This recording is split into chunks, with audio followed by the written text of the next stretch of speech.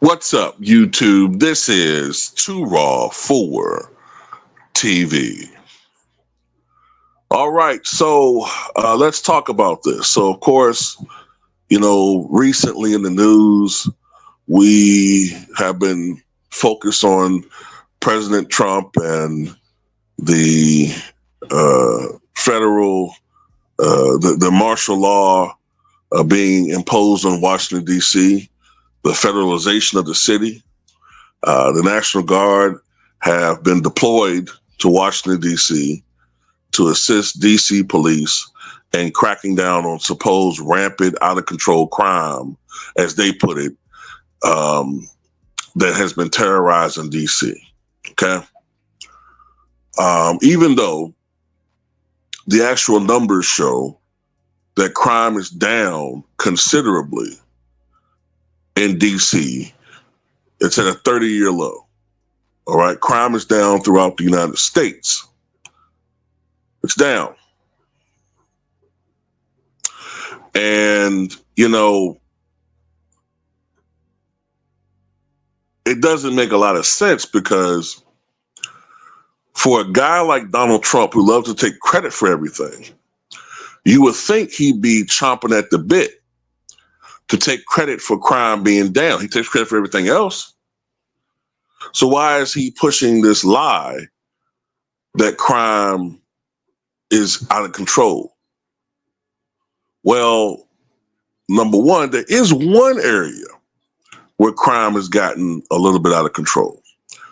Although across the board, crime is way down, even in Chicago. Still too high, obviously, for society's sake, but it's down. But one area where crime has gotten a little bit out of control is crime amongst young people, teenagers. Okay.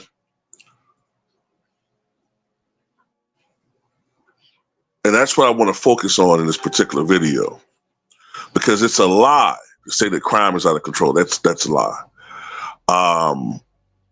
But there's an agenda at play here, and I'm going to try to explain this, at least from my perspective. Maybe you'll disagree with this, but I think I make a good argument as to what I think is going on here.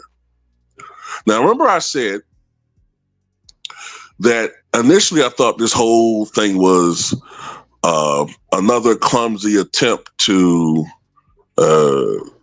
distract from the Epstein situation, right? But I thought about it, and I said, nah, I don't think it's that. I think there's other agendas at play here. So this is what I think's going on. You remember the videos I've made in the past where I've talked about back in the early 1990s, you had rappers who were at this, big name rappers who were at this meeting. You had former music industry heads who were at this meeting, but they won't admit who they were. They'll speak in anonymous tones because this is how, they don't want this to be known. But there was a meeting between the heads of the prison industrial complex and the heads of the biggest music record labels at that time. Let's just say the heads of the music industry and the heads of the prison industrial complex. And they reached a quid pro quo agreement. And what that agreement was is that they were going to start pushing and promoting music that, especially music that's geared toward black and brown people. Let's say black and brown, but particularly black people, black youths, that promoted violence, aka gangster rap. Because at that time, we had rap music, but it wasn't necessarily glorifying violence. That music wasn't necessarily glorifying. It would explain what was the issues of growing up in the hood, but it wasn't there to glorify it. It was there to educate the masses as to what was the difference in growing up in a black neighborhood as opposed to or inner cities as opposed to suburbia. It was trying to give suburbia and areas outside of the ghetto a taste of what it was like to grow up in these particular areas. And it wasn't pretty, but it was not there to glorify. It was also there usually to make the establishment the enemy.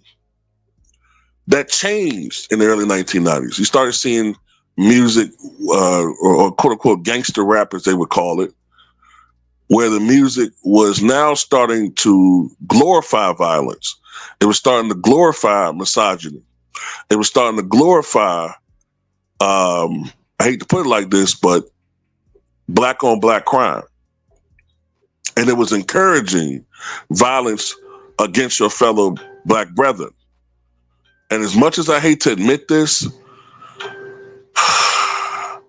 as big a fan as I am of Notorious B.I.G., their music was probably one of the first.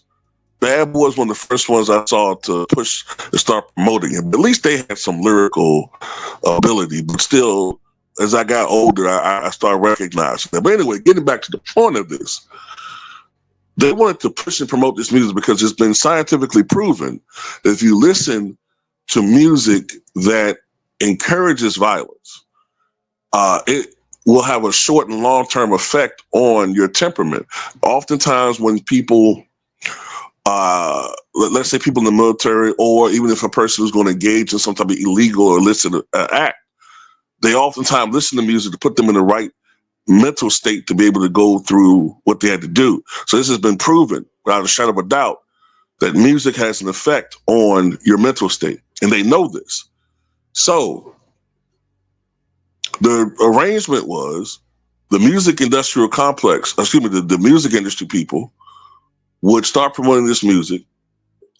The music would have an effect on young people to the point where it would make them much more prone and more likely to commit crimes, which is what exactly happened. More people in the prisons. The bigger the prisons got, the more resources the prisons needed, the more money those investors got as far as building bigger and bigger prisons. The people who were at the top of the prison industrial the people at the top of the music industry received reduced fees for shares of these prisons. So they got a bargain.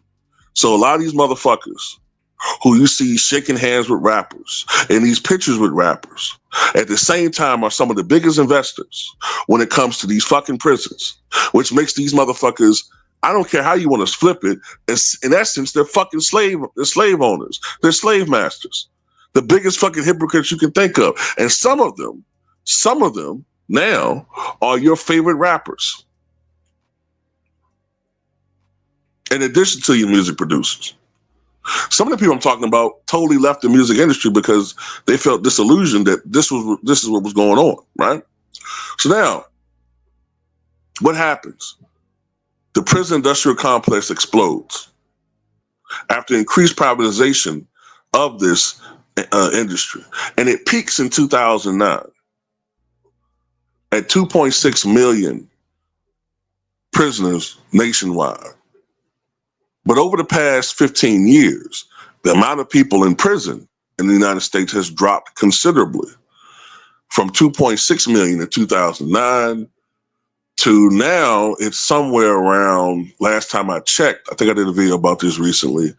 I think it's down to 1.9 million. And in 2026, 2027, it's projected to go down to 1.6 million. So that far fewer people in prison. Some of this got to do with changing laws as far as laws that have changed as far as some drug laws are concerned. There are also some changes that have occurred over the years as far as, nonviolent offenders getting reduced sentences, which I think are common sense laws, you know what I'm saying? And it definitely has not had an effect on violent crime because, as I said before, violent crime is down. But that's not what the point is. The point of this video is that the prison industrial complex is big business. They want these prisons filled. So now we get to the meat of the coconut here.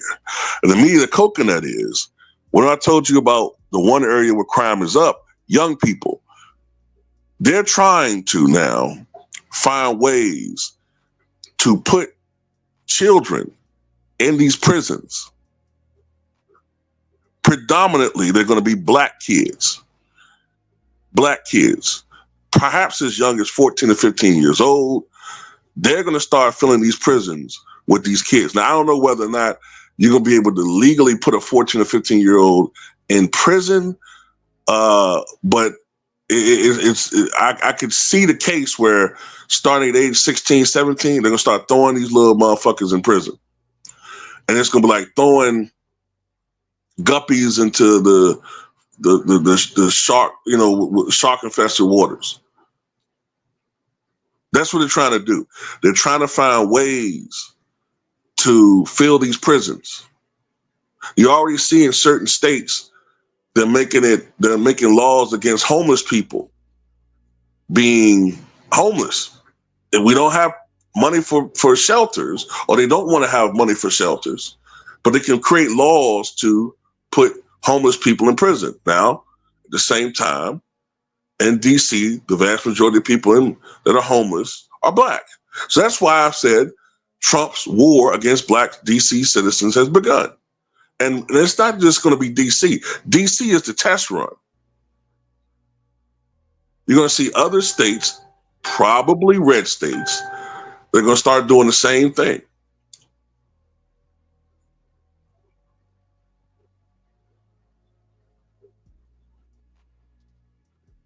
Now, having said all this, right, I also saw President Trump say, I think it was Monday, that he's considering reducing the penalties for smoking marijuana, saying that it's, not really a violent, it's not something that people should go to prison for, right? Now, me personally, I don't understand why it's illegal to smoke marijuana at all. But you can smoke cigarettes, which to me are far more damaging to your health, or alcohol, which is not only just damaging to your health in itself, but of course it contributes to drunk driving, which has killed I don't know how many thousands of people every year. So to me, marijuana is a no-brainer.